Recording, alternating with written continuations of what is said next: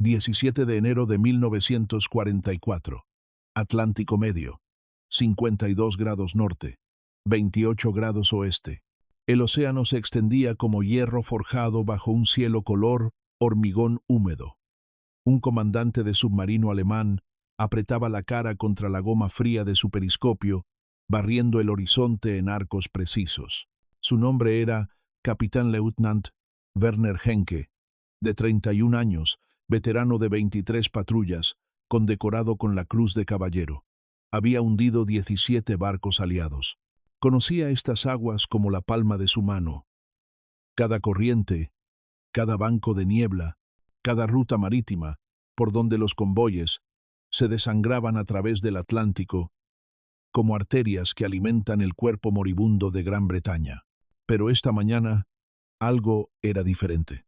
A través de la lente los vio. Barcos mercantes, docenas de ellos, con sus cascos bajos y cargados de carga, extendiéndose sobre el agua gris en columnas que parecían no tener principio ni fin. Esto era normal. Esto era de esperar. Los convoyes siempre llegaban, lentos, anchos y vulnerables, protegidos solo por un puñado de destructores que danzaban por los bordes como perros pastores ansiosos. Henke había atacado formaciones como esta cientos de veces. La táctica era simple, casi mecánica: esperar a que oscureciera, emerger entre ellos como un tiburón que emerge a través de un banco de caballas, disparar torpedos a sus vientres, sumergirse antes de que los destructores pudieran alcanzarte, recargar, resurgir, matar de nuevo. Pero hoy algo más se movía entre los barcos mercantes. Ajustó el enfoque. Su aliento empañaba el ocular.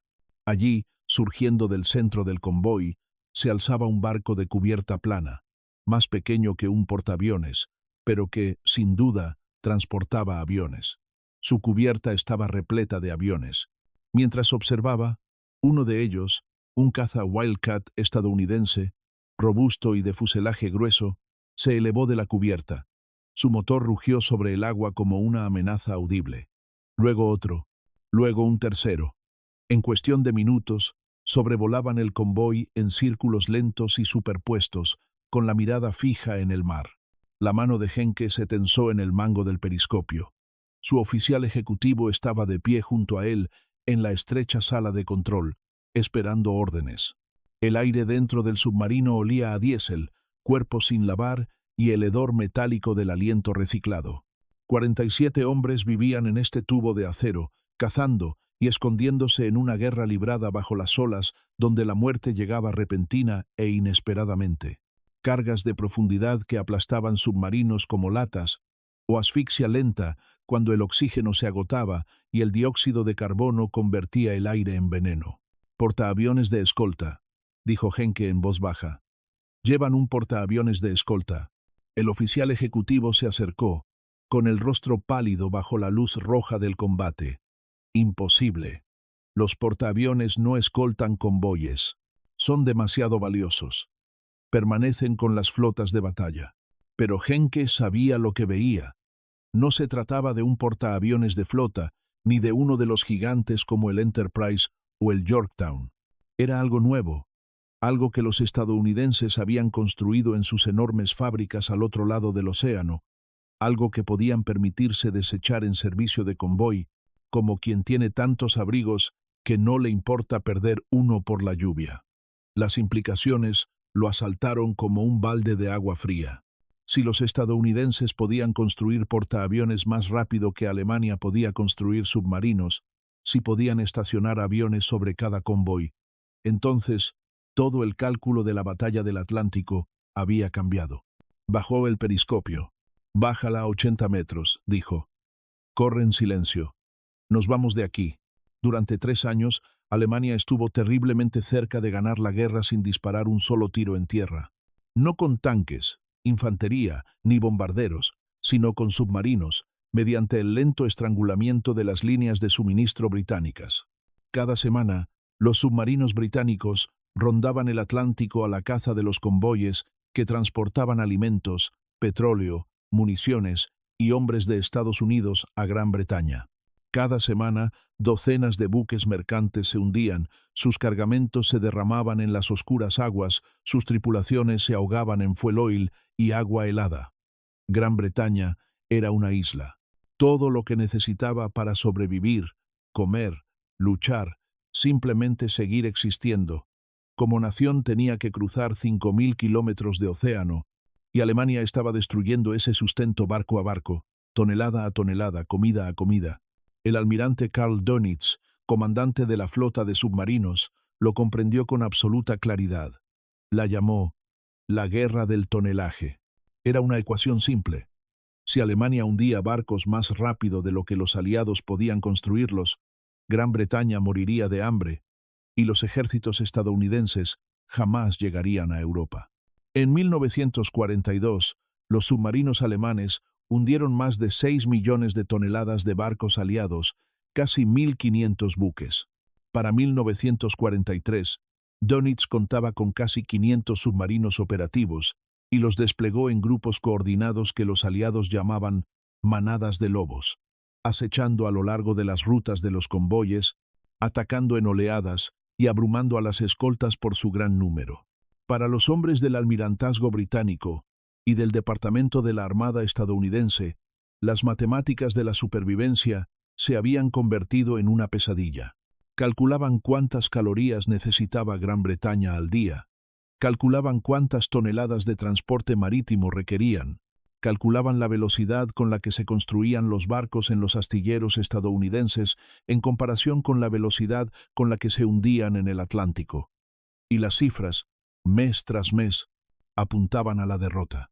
Winston Churchill, quien rara vez admitía tener miedo, escribió más tarde que la guerra submarina fue lo único que realmente lo asustó durante todo el conflicto. Lo único que realmente me asustó durante la guerra fue el peligro submarino, dijo. No los ejércitos de Hitler, ni la Luftwaffe, los submarinos. Los alemanes sabían que estaban ganando. En las bases submarinas de Lorient y Saint-Nazaire, en la costa francesa, las tripulaciones que regresaban de patrulla eran recibidas como héroes conquistadores. Habían hundido petroleros frente a la costa estadounidense, buques de transporte de tropas en medio del océano, cargueros a la vista de Irlanda. Operaban casi con impunidad, emergiendo de noche para recargar sus baterías y cazando en la superficie, donde eran más rápidos y letales. Los destructores de escolta eran demasiado escasos y demasiado lentos. Las aeronaves solo podían cubrir las zonas cercanas a tierra. El Atlántico Medio estaba fuera de su alcance, un vasto campo de batalla que los aliados llamaban el Pozo Negro, donde los convoyes se arrastraban por el cielo vacío y los submarinos se movían como depredadores invisibles en las profundidades. Pero en 1943 algo cambió. Los estadounidenses, con su vasta capacidad industrial al máximo rendimiento, habían comenzado a resolver el problema irresoluble. No podían construir aviones de largo alcance con la suficiente rapidez para cubrir todo el Atlántico. No podían construir suficientes portaaviones de flota. Su construcción tardaba años y requería miles de trabajadores cualificados. Pero podían construir algo más: portaaviones pequeños, económicos y de producción en masa, convertidos a partir de cascos de buques mercantes, buques tan sencillos que se podían construir en menos de 3 meses, lentos y poco vistosos, pero capaces de transportar 2 docenas de aviones y navegar junto a los convoyes hacia el Pozo Negro. Los llamaban portaaviones de escolta. Los británicos, con su característico humor negro, los apodaron portaaviones Woolworth, baratos y prescindibles. Los marineros estadounidenses los llamaban portaaviones Jeep o, más sombrío, combustibles, vulnerables y prescindibles.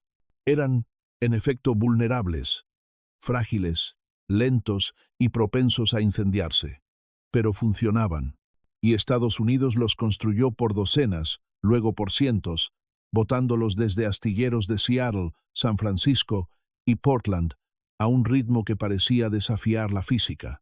Al final de la guerra, Estados Unidos habría encargado más de 100 portaaviones de escolta.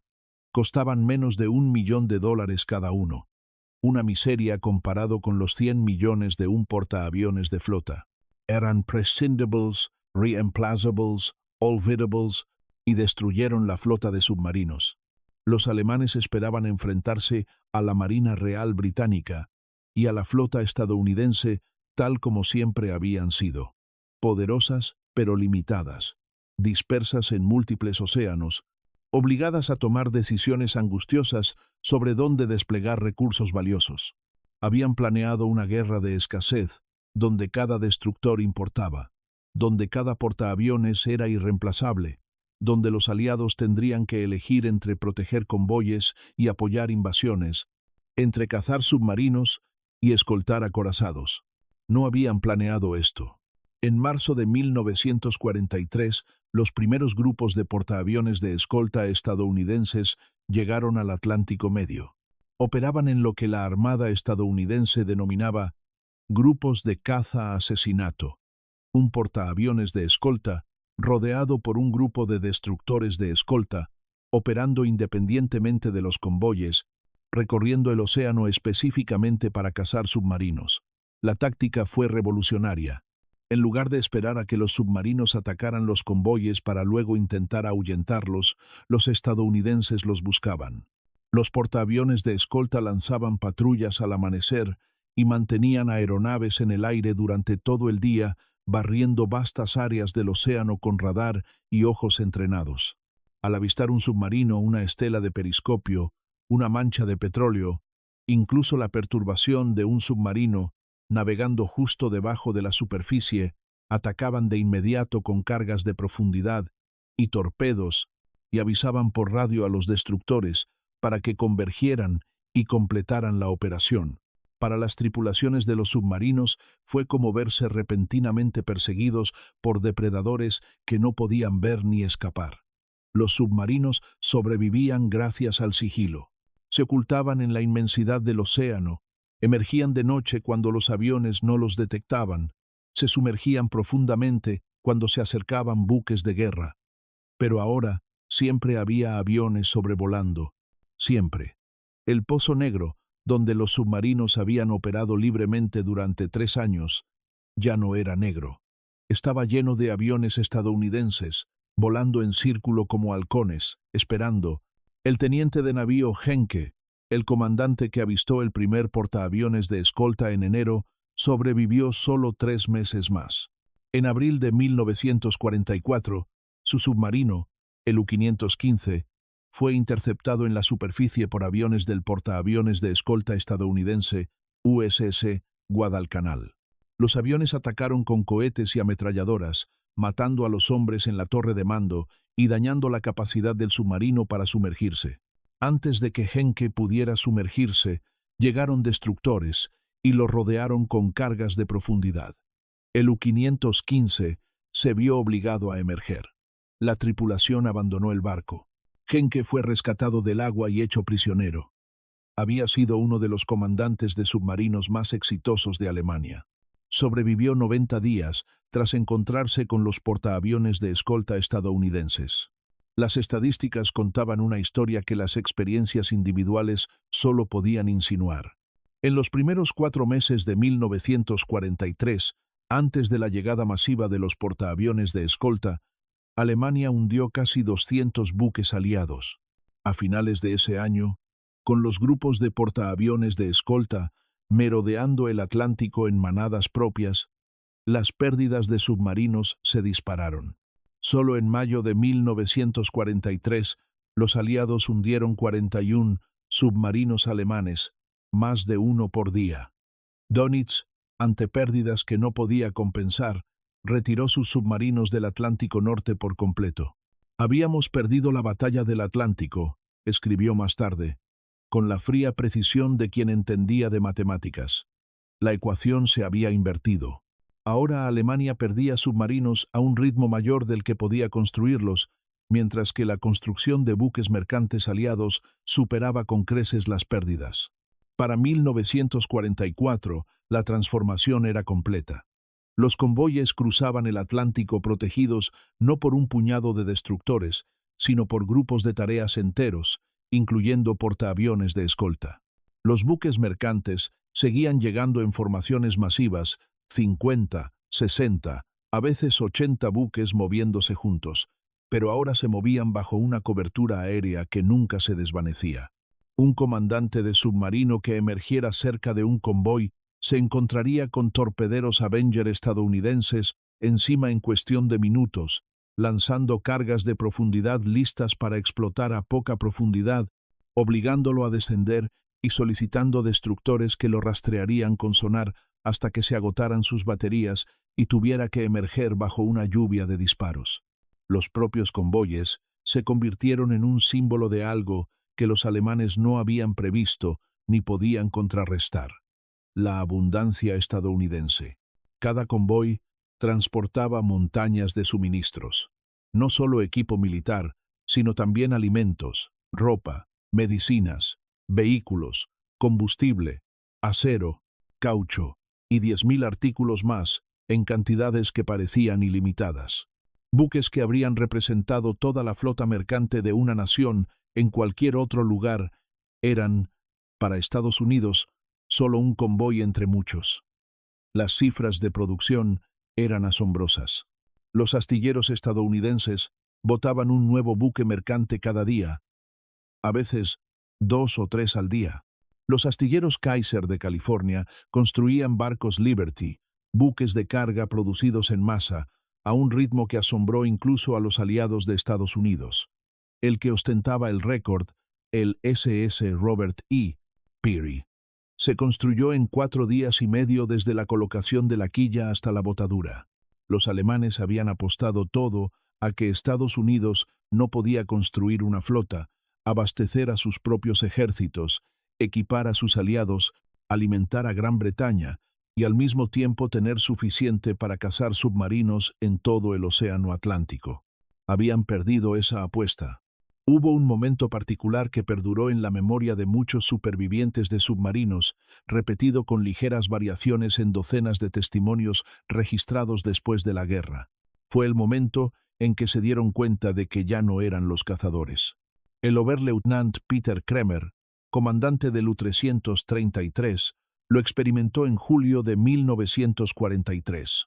Llevaba 2 días siguiendo un convoy, sumergido durante el día y subiendo a profundidad de periscopio cada pocas horas para seguir el avance de los buques mercantes. El convoy avanzaba lentamente, quizás a 7 nudos, y Kremer sabía que si lograba adelantarse a su trayectoria, podría atacar esa noche al amparo de la oscuridad. Era la táctica clásica. Había funcionado cientos de veces antes. Pero cuando ascendió a profundidad de periscopio, al final de la tarde, preparándose para la aproximación final, se encontró con aviones estadounidenses sobrevolando el convoy a múltiples altitudes. No solo 1 o 2 aviones de patrulla, sino una presencia continua. En cuanto un avión completaba su círculo y regresaba al portaaviones, otro aparecía para ocupar su lugar. Volaban lo suficientemente bajo como para que Kremer pudiera ver las bombas y cargas de profundidad colgadas bajo sus alas. Los observó durante 20 minutos, mapeando sus patrones, buscando huecos. No lo sabía. Si salía a la superficie, lo localizarían en minutos. Si intentaba atacar sumergido, tendría que exponer su periscopio, e incluso esa delgada línea que cortaba el agua los atraería hacia él como gaviotas en un barco de pesca. Se retiró. El U-333 sobrevivió a la guerra, pero Kremer nunca volvió a atacar un convoy. Pasó los 2 últimos años de la guerra evitando el contacto, huyendo de los destructores, escondiéndose de los aviones, sin lograr nada. En sus memorias, publicadas décadas después, escribió sobre aquella tarde de julio con algo parecido al asombro. «Nos habíamos vuelto irrelevantes», escribió. «Los estadounidenses no solo nos derrotaron, nos hicieron obsoletos». El simbolismo de los portaaviones de escolta iba más allá de su eficacia táctica. Representaban un tipo de guerra que los alemanes no podían comprender. La guerra como producción en masa, la guerra como logística, la guerra como la aplicación de la capacidad industrial a una escala que convertía la calidad en cantidad y la cantidad en inevitabilidad. Alemania construía submarinos como si cada uno importara, como si cada submarino representara meses de mano de obra cualificada y recursos valiosos que debían asignarse con cuidado y no podían desperdiciarse. Y tenían razón. Cada submarino les importaba. No podían permitirse perderlos más rápido de lo que los construían. Pero Estados Unidos construía portaaviones de escolta como construía camiones. El USS Bogue, uno de los primeros portaaviones de escolta desplegados en el Atlántico, fue reconvertido a partir del casco de un buque mercante en menos de 4 meses. Fue puesto en servicio en septiembre de 1942 y desplegado en el Atlántico en marzo de 1943.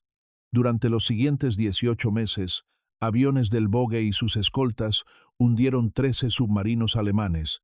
Cuando el propio Bogue fue dañado por un torpedo en 1944, fue reparado y enviado al Pacífico, donde apoyó invasiones y persiguió submarinos japoneses hasta el final de la guerra. No era un barco hermoso, no era un mando prestigioso, pero era económico, estaba disponible y era eficaz, y había docenas más como él. El impacto psicológico en las tripulaciones de los submarinos fue devastador. Los submarinos son naves particularmente crueles para librar una guerra. Los hombres viven en la oscuridad y el confinamiento, respirando aire reciclado que se vuelve más fétido cada día, sin ver nunca el sol, sin mantenerse erguidos, siempre conscientes de que el casco presurizado que los rodea es lo único que los separa de la presión del agua que los aplastaría como hormigas. Las tripulaciones de los submarinos sufrieron la mayor tasa de bajas de todas las ramas del ejército alemán. De los aproximadamente 40.000 hombres que sirvieron en submarinos durante la guerra, 30.000 murieron. Una tasa de mortalidad del 75%. Los que sobrevivieron a menudo describieron la experiencia como un lento descenso a la locura, interrumpido por momentos de puro terror, cuando las cargas de profundidad explotaban tan cerca que el casco resonaba como una campana y derribaba a los hombres. Y ahora, incluso cuando evitaban ser detectados, incluso cuando sobrevivían, no lograban nada. Los convoyes seguían pasando. Los suministros seguían llegando a Gran Bretaña. La guerra continuaba sin ellos.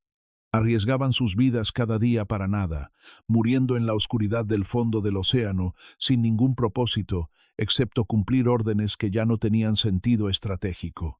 La transformación del Atlántico se completó para la invasión de Normandía en junio de 1944. Mientras la atención mundial se centraba en las playas, los paracaidistas y la huida de los setos, una historia igualmente importante se escribía en el agua, la mayor operación de convoyes de la historia. En los meses previos al día D, y durante todo el verano, miles de barcos cruzaron el Atlántico transportando hombres y equipo para la operación Overlord. Divisiones enteras se trasladaron de Nueva York y Norfolk a Southampton y Liverpool. Tanques, camiones, piezas de artillería, municiones, combustible y suministros en cantidades que habrían parecido fantásticas tan solo 2 años antes. Todo ello se trasladó a través del océano en convoyes protegidos por los mismos portaaviones de escolta y grupos de destructores que habían desmantelado la flota de submarinos. La Armada alemana no hizo ningún intento serio por interceptar estos convoyes. No pudieron. Los submarinos que seguían operativos se mantenían cerca de la costa noruega o operaban en aguas distantes donde los portaaviones de escolta eran menos numerosos. Las rutas de convoyes del Atlántico, antaño las aguas más peligrosas del mundo, se habían vuelto casi rutinarias.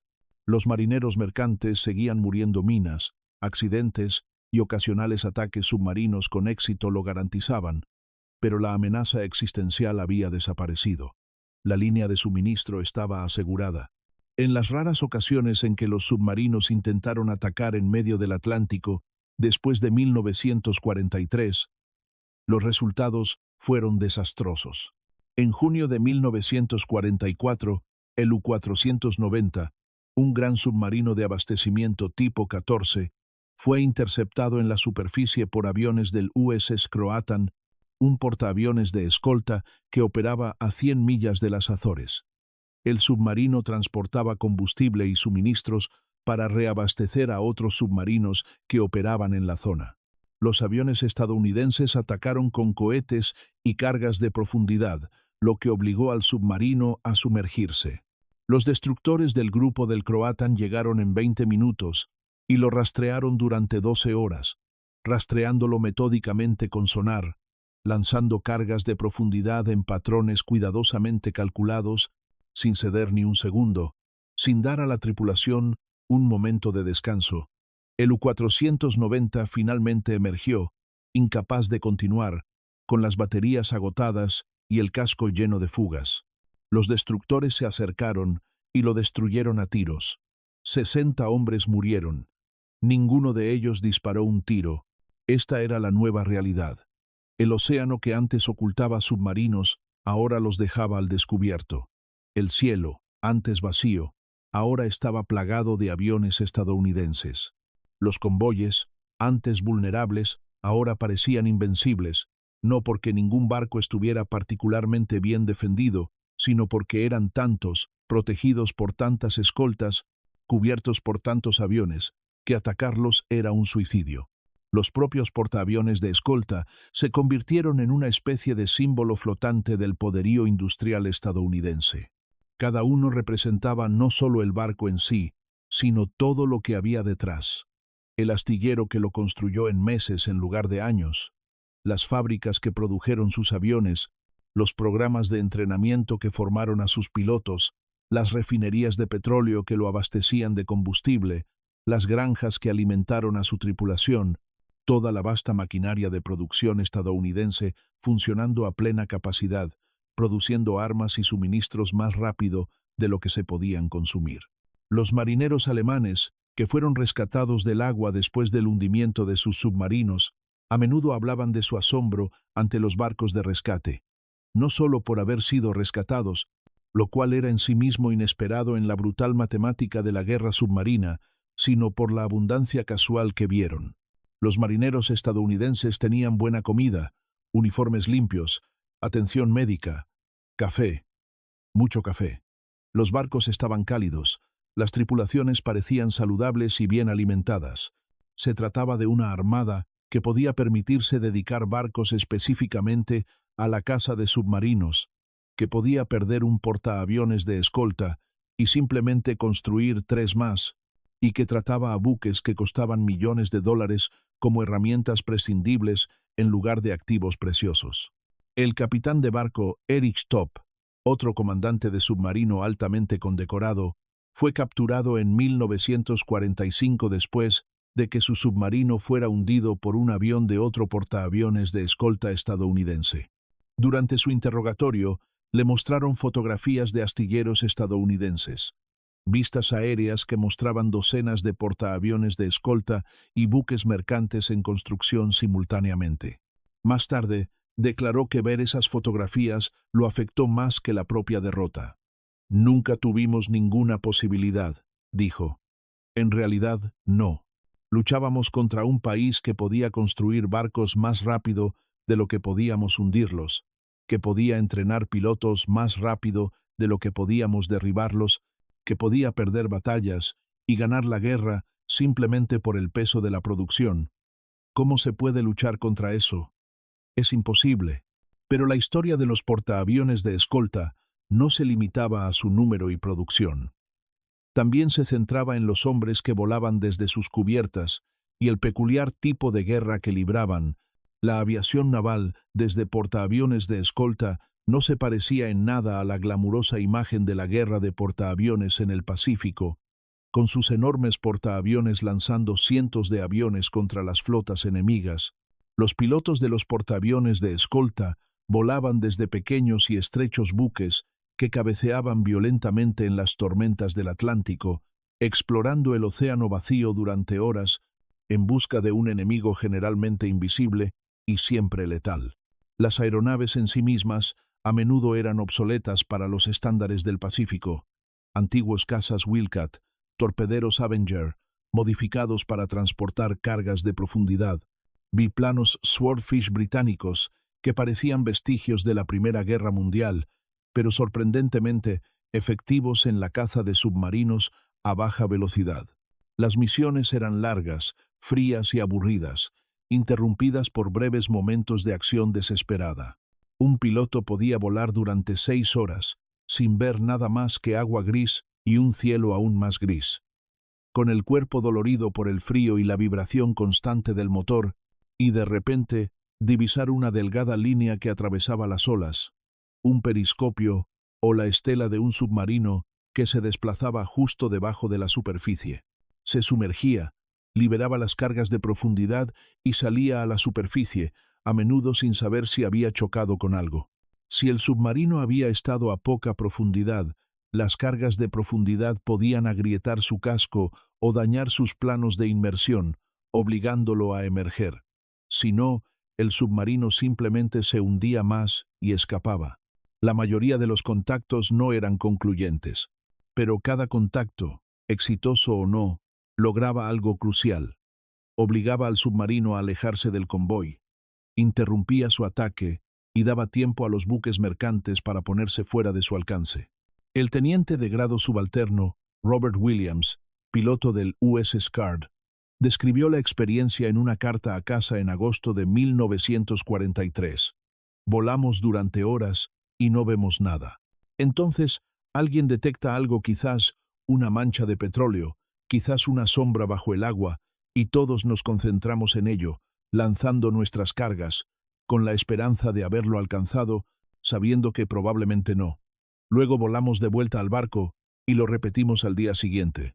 No es emocionante, no es heroico, es solo trabajo, pero cada vez que ahuyentamos a uno, es un convoy más que logra pasar. Los pilotos desarrollaron un respeto particular por su enemigo. Los comandantes de submarinos eran hábiles y valientes, y libraban una guerra que requería una constante pericia técnica y una tez inquebrantable.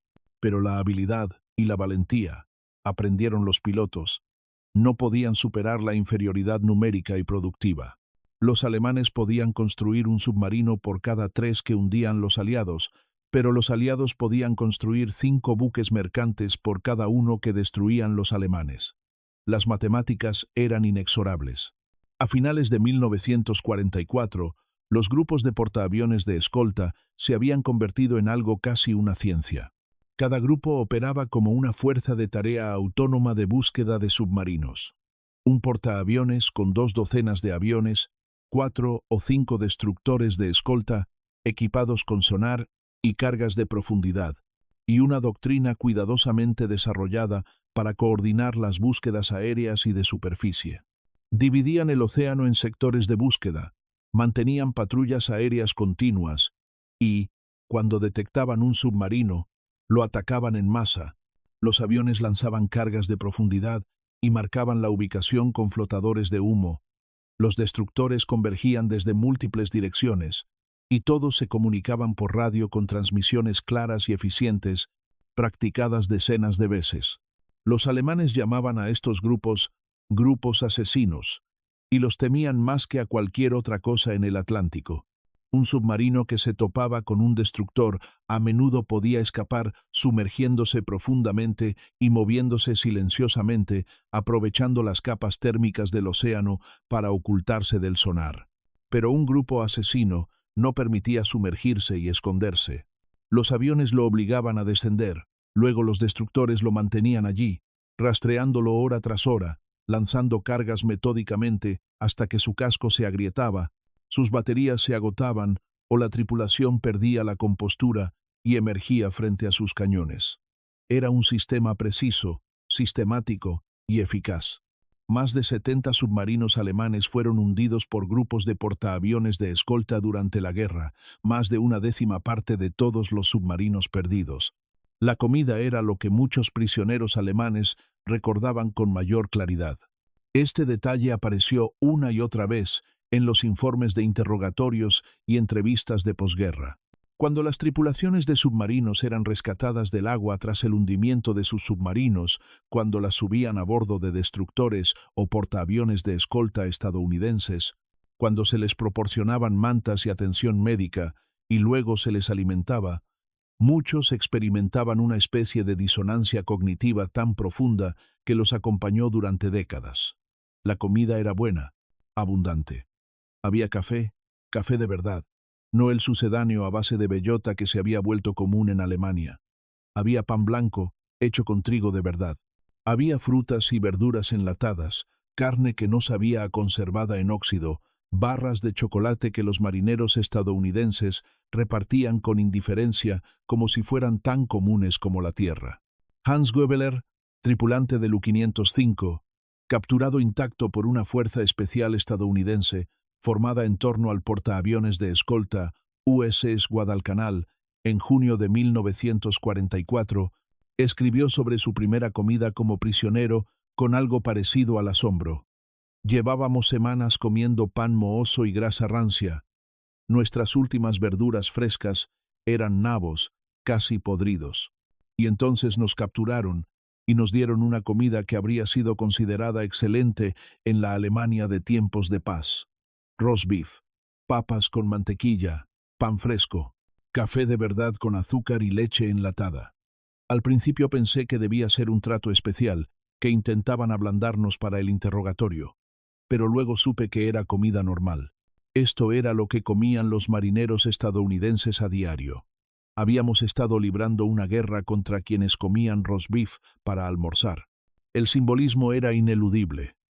Alemania había ido a la guerra creyendo en su superioridad ideológica y militar, creyendo que la disciplina, la voluntad y el destino racial superarían cualquier desventaja material.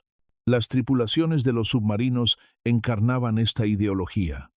Eran la élite, voluntarios, altamente entrenados, adoctrinados en la creencia de que eran la punta de lanza que ganaría la guerra, estrangulando a Gran Bretaña y aislando a Estados Unidos. Y habían luchado con tremenda habilidad y valentía, hundiendo millones de toneladas de barcos, matando a miles de marineros enemigos, operando en condiciones que destrozarían a la mayoría de los hombres. Pero al final, fueron derrotados por gente que había comido carne asada para el almuerzo. La abundancia que presenciaron los prisioneros no fue casual, fue fundamental. Estados Unidos luchó en la guerra desde una posición de ventaja material tan abrumadora que podía permitirse tratar bien a sus marineros, mantenerlos sanos, bien alimentados y abastecidos con todo lo necesario, porque así eran más eficaces y porque el país podía permitírselo sin presión. El contraste con la experiencia militar alemana era marcado. Las tripulaciones de submarinos se hacían a la mar con alimentos que se echaban a perder en cuestión de semanas, con piezas mecánicas irreemplazables, con torpedos que a veces no funcionaban correctamente, porque las fábricas de su país carecían de los materiales necesarios. Eran valientes y hábiles, pero luchaban desde una posición de escasez, y la escasez corroía todo lo que tocaba. El teniente Peter Hansen, oficial ejecutivo del U-858, que se rindió frente a las costas estadounidenses en mayo de 1945, describió su descubrimiento con total honestidad. Nos habían dicho que Estados Unidos era débil, que los estadounidenses eran débiles, que les importaba más el dinero y la comodidad que luchar. Y entonces vimos cómo luchaban en realidad, con recursos infinitos, con barcos que podían permitirse perder, con aviones sobre cada convoy, con tripulaciones sanas, bien abastecidas y rotadas antes de que se desplomaran por la tensión. Los habíamos llamado débiles, pero habían convertido la guerra en un proceso industrial y eran mejores en la industria que nadie en el mundo. Eso no es debilidad, es un tipo diferente de fuerza, y no teníamos respuesta. Las manadas que protegían los convoyes se volvieron, a su manera, tan icónicas como las que antaño los perseguían. El término manada se originó con Dönitz para describir las tácticas coordinadas de los submarinos que él había desarrollado. Grupos de submarinos que convergían sobre un convoy desde múltiples direcciones, abrumando a las escoltas gracias a su número y simultaneidad. Pero, para 1944, los estadounidenses habían revolucionado el concepto. Ahora eran los portaaviones de escolta y sus grupos de destructores los que operaban en manadas coordinadas, recorriendo el Atlántico en grupos de 2 o 3 fuerzas de tarea, cubriendo vastas áreas, compartiendo información por radio y convergiendo ante cualquier contacto submarino, para asegurar un derribo. La ironía no pasó desapercibida para ninguno de los dos bandos. Los cazadores se habían convertido en presas. El océano que una vez había ocultado a los submarinos ahora no ocultaba nada. El radar podía detectar un periscopio de noche. El sonar podía rastrear un submarino bajo el agua, y los aviones que sobrevolaban podían detectar manchas de petróleo y perturbaciones que delataban la posición de un submarino, incluso cuando se movía a gran profundidad. Los alemanes habían sido pioneros en la guerra submarina moderna, habían llevado a Gran Bretaña al borde de la hambruna y habían hundido más de 3.000 barcos aliados. Pero habían perdido no por luchar mal, sino porque se enfrentaban a un oponente que podía perder batallas y aún así ganar la guerra, que podía absorber pérdidas que habrían paralizado a cualquier otra nación y responder construyendo más barcos, más rápido, hasta que el peso de la producción cambiara la situación. Las cifras, al final, contaban una historia más simple y brutal que cualquier experiencia individual. En 1942, en el apogeo de la ofensiva submarina, Alemania contaba con aproximadamente 400 submarinos operativos y hundió más de 6 millones de toneladas de barcos aliados, un promedio de 15.000 toneladas por submarino.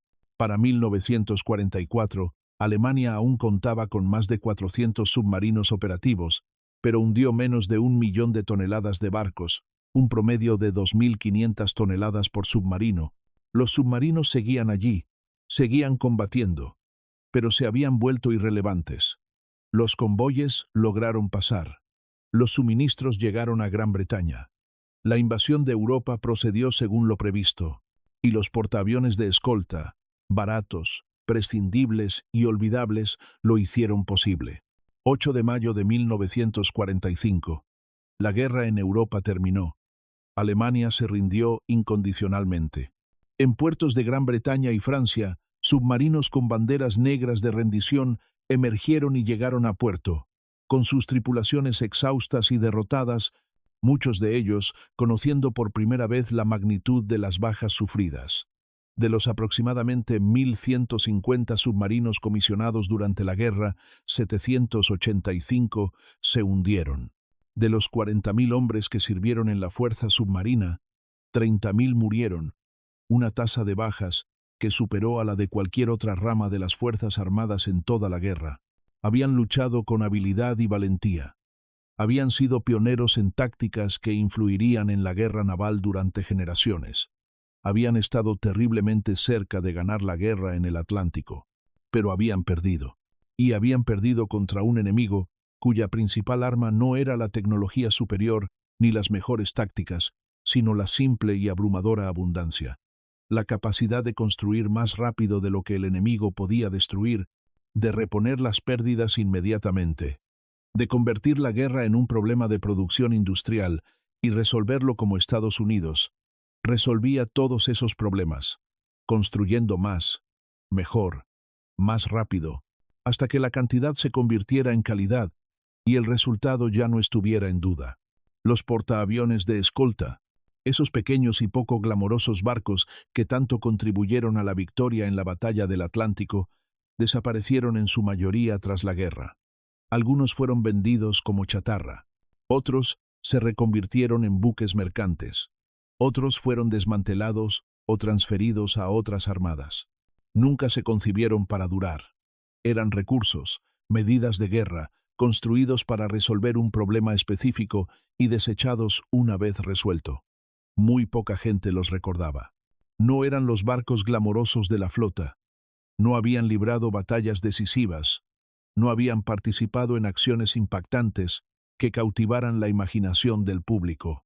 Simplemente habían cumplido con su tarea, día tras día, convoy tras convoy, hasta terminarla. Pero los comandantes de submarinos los recordaban. En los años posteriores a la guerra, cuando historiadores y periodistas entrevistaban a los oficiales de submarinos alemanes supervivientes, preguntándoles qué había cambiado el rumbo del Atlántico, la respuesta se repetía una y otra vez: los portaaviones de escolta. No el radar, aunque el radar ayudó. No mejores tácticas, aunque las tácticas mejoraron. no el descifrado de códigos, aunque era crucial.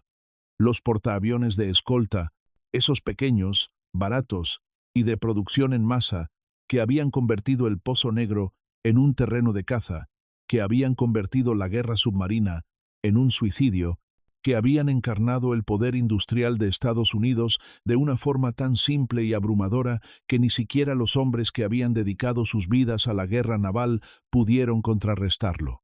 El almirante Dönitz, en sus memorias publicadas en 1958, escribió con la claridad que da la retrospectiva: perdimos la batalla del Atlántico cuando los estadounidenses desplegaron portaaviones de escolta en la brecha oceánica.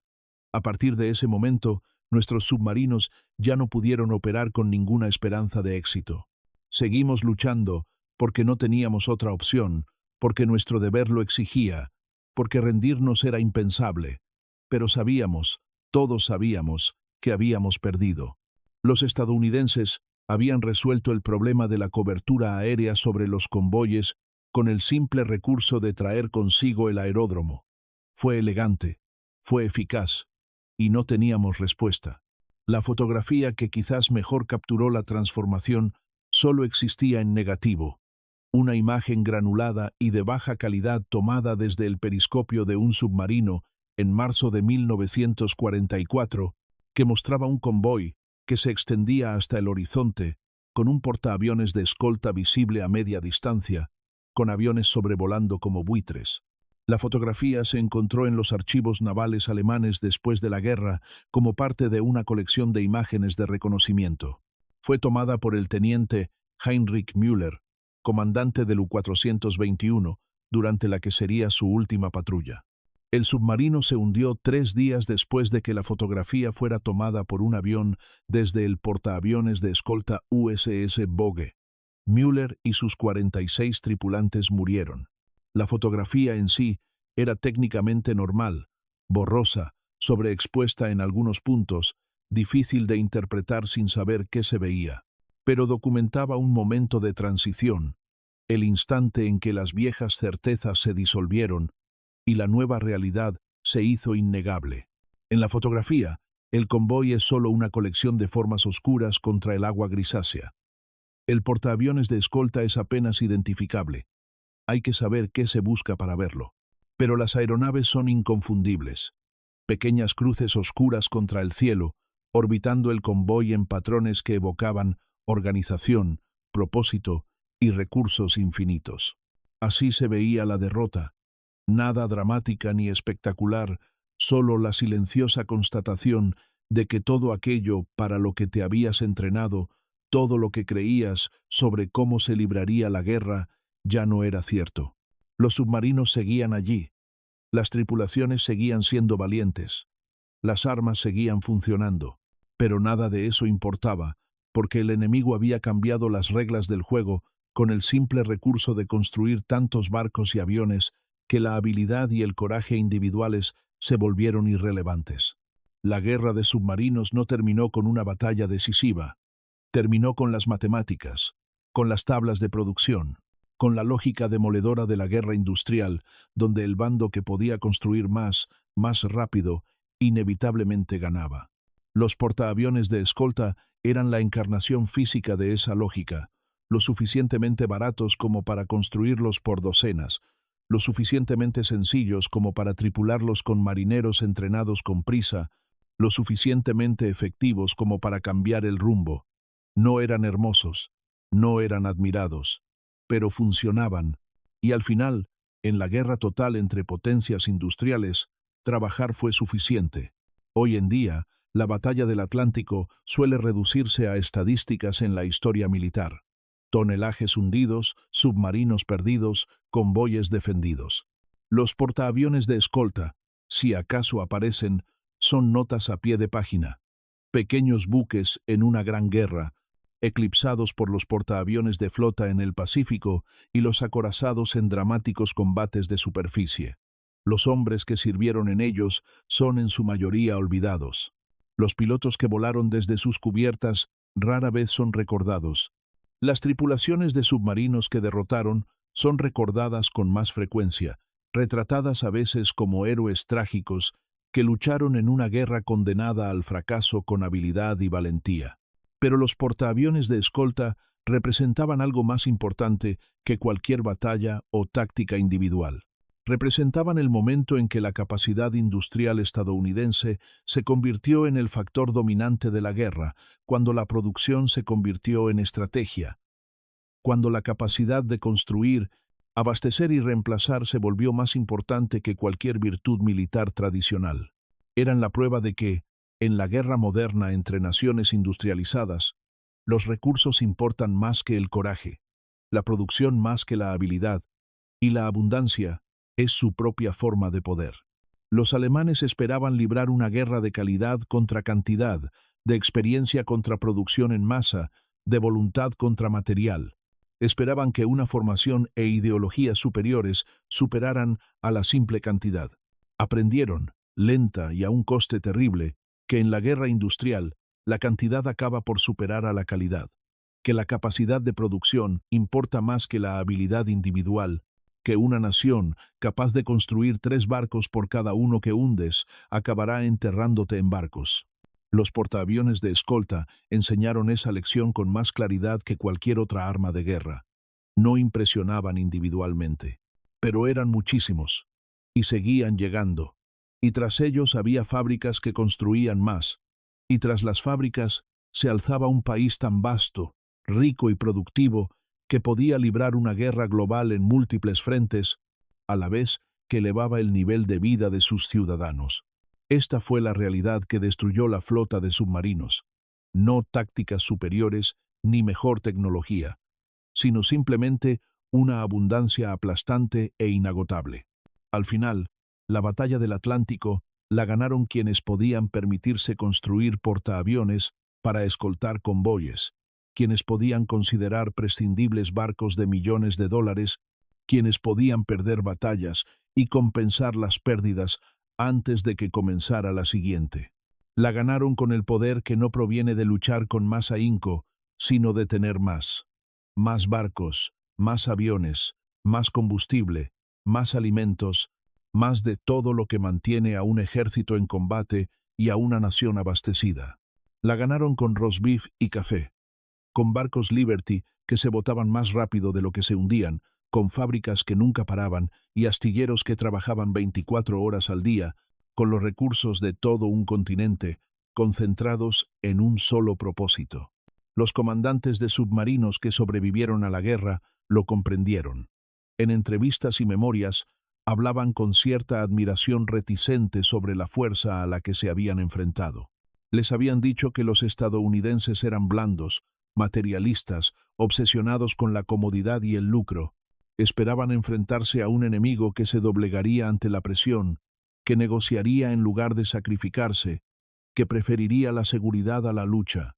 En cambio, se enfrentaron a un enemigo que convirtió su materialismo en un arma, que construyó seguridad mediante una fuerza abrumadora, que negoció solo cuando la victoria era segura. Los estadounidenses no solo los superaron en combate, los superaron en construcción. Hicieron de la guerra algo industrial, sistemático, casi aburrido en su aplastante eficacia, y ganaron. La última misión de escolta de convoyes, realizada por un portaaviones estadounidense en el Atlántico, se completó en junio de 1945. La guerra en Europa ya había terminado. La amenaza de los submarinos había terminado, pero los convoyes seguían navegando, transportando suministros para reconstruir Europa, llevando soldados a casa, llevando la prueba física de la victoria estadounidense a través de las mismas aguas donde, apenas 2 años antes, los submarinos alemanes habían navegado libremente, y Gran Bretaña había estado al borde de la inanición. Los portaaviones de escolta avanzaban a toda velocidad con esos últimos convoyes, sus aviones aún patrullando, aunque ya no quedaba nada que cazar, sus tripulaciones ya pensando en volver a casa, en tiempos de paz, en vidas que no involucraran océanos fríos y grises, ni enemigos invisibles. Eran pequeños barcos en un océano inmenso, olvidables incluso en su momento de triunfo. Pero habían cambiado la guerra. habían demostrado que en los conflictos modernos la producción es poder, la abundancia es fuerza, y la nación que más pueda construir, al final, prevalecerá.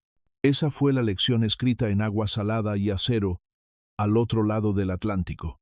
No que Estados Unidos fuera más fuerte, más valiente o más justo, sino que era más rico, más productivo, más capaz de convertir las materias primas en armas y las armas en victoria. Los portaaviones de escolta eran el manual, y los submarinos eran los estudiantes que aprendieron demasiado tarde. El océano no guarda monumentos. Las olas que se extienden sobre los lugares donde murieron los submarinos no se diferencian de las demás. Los hombres que lucharon allí, en ambos bandos, prácticamente ya no están. Los barcos han sido desguazados, los escuadrones disueltos, las tácticas obsoletas por los submarinos nucleares, los misiles guiados y todas las demás innovaciones que le siguieron. Pero la verdad que establecieron permanece. La abundancia gana guerras. No siempre con rapidez, no siempre de forma evidente, pero, al final, inexorablemente, en un conflicto entre potencias industriales, el bando que pueda producir más, construir más, suministrar más y reemplazar más, acabará con incluso el oponente más hábil y valiente. Los portaaviones de escolta lo demostraron, los submarinos lo aprendieron, y los convoyes, esas interminables columnas de barcos que transportaban el peso del poderío industrial de una nación a través de 5.000 kilómetros de océano, lo demostraban cada vez que llegaban sanos y salvos a puerto, lo que, después de 1943, era casi siempre.